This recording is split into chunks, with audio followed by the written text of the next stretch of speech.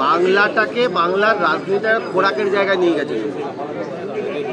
যখন বাংলার মেয়েরা, প্রকৃত অর্থে মায়েরা, সেখানে নারী নির্যাতন হচ্ছে সন্দেশখালীতে, উনি তখন গিয়ে উনি বা ওনার মন্ত্রী তিনিও সন্দেশখালীতে গিয়ে দেখলাম কলকাতার বাজে দেই করে নাচছেন আর বলছেন কিছু হয়নি।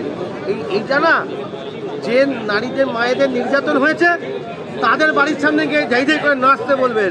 ঝেঁটাটা হাতে নিয়ে তারা রাস্তায় ঘুরছে, ঝেঁটা হাতে নিয়ে রাস্তায় ঘুরছে তারা, যে আয় এগুলো আমাদের সামনে এসে বল।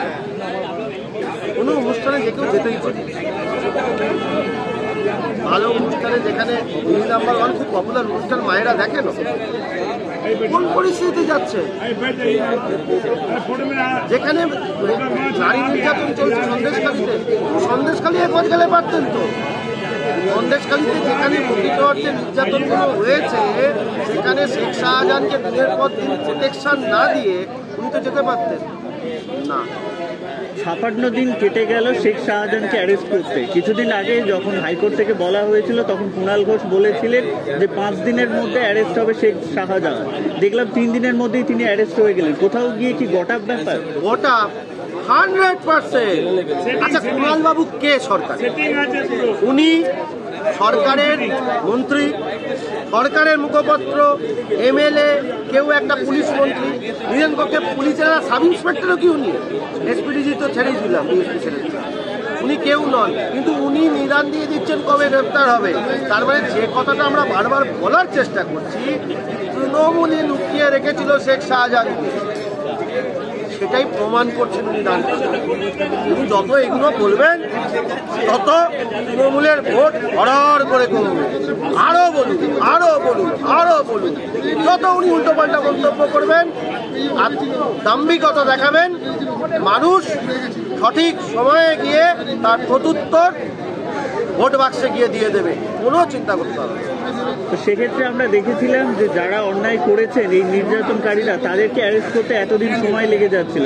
অথচ আমরা সন্তু পানের ক্ষেত্রে দেখেছি বা পরবর্তীতে সুমনদের ক্ষেত্রে দেখেছি, কোথাও গিয়ে সাংবাদিকতার কি কণ্ঠরোধ করবার চেষ্টা করছেন মমতা ব্যানার্জি? এবং আচ্ছা, সন্তু পানের বিরুদ্ধে করেছে, সুমনদের বিরুদ্ধে করেছে।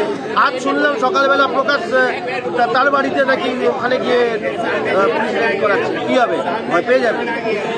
অন্যায় যে করে আর অন্যায় যে সহে, দুজনকে ধিক্কার জানায় সবাই।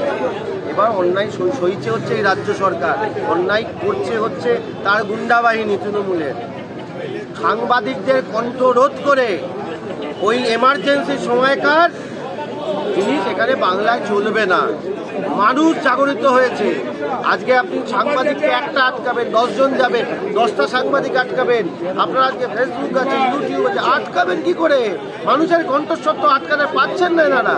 তাই আজকে বারবার করে মমতা বন্দ্যোপাধ্যায়কে খড়গহস্তে নেমে পড়তে হচ্ছে। তাই জন্যেই শেখ শাহজাহানদের খুঁজতে হয়, কারণ তারা ইলেকশন করবে। মানুষ যদি ভোট দিতে নেমে পড়ে তাহলে তো কনফার্ট শেষ। মমতা ব্যানার্জিকে সরাসরি কোনো বার্তা দিতে চাইবে? ওনাকে কেউ বার্তা দিতে পারবে না। উনি পশ্চিমবঙ্গের যা হালত করে দিয়েছেন, উনি নির্বাচনের মাধ্যমে গণতান্ত্রিক পদ্ধতিতে ওনাকে আমরা এই বাংলা থেকে হারাবো। এটাই বিজেপির শপথ। মা বোনেদের ইজ্জত ফিরিয়ে আনতে, বাংলার সম্মান ফিরিয়ে আনতে এই রাজ্য সরকারের পতন হওয়ার ভয়ঙ্কর দরকার। এটা সময়ের দরকার, এটা মা বোনেদের দরকার, এটা আগামী প্রজন্মের জন্য দরকার। এই অদূরে যারা শিক্ষকরা বসে আন্দোলন করছেন, 1.5 বছর আগে মমতা বন্দ্যোপাধ্যায় বলেছিলেন, আমি তো জানি না ওরা বসে আছে। 1.5 বছর ধরে জেনেছেন। কি করেছেন? লবডঙ্কা ঘন্টা করেছেন। আর একজন ওনার ভাইপো, উনি তো ডেকে তাদের সঙ্গে মিটিং টিটিং করলেন। কি করলেন? তারপর প্রথম কথা, উনি মিটিং করার কে? উনি রাজ্য সরকারের কেউ? তাও করলেন করে কিচ্ছু না। আর একজন এখানে শিক্ষামন্ত্রী আছে ব্যর্থ বসু, চারিদিক থেকে ব্যর্থ। আগের যিনি পার্থ ছিলেন তিনি জেলে, তিনি ব্যর্থ হয়ে বসে আছেন। পার্থ ব্যর্থ, পুরো সরকারটাই আসলে শেষ। আপনারা দেখছেন আওয়াজ, রোজকারের হক কথা। For more updates about Awaaz, please subscribe our YouTube channel Rajshekhar thali.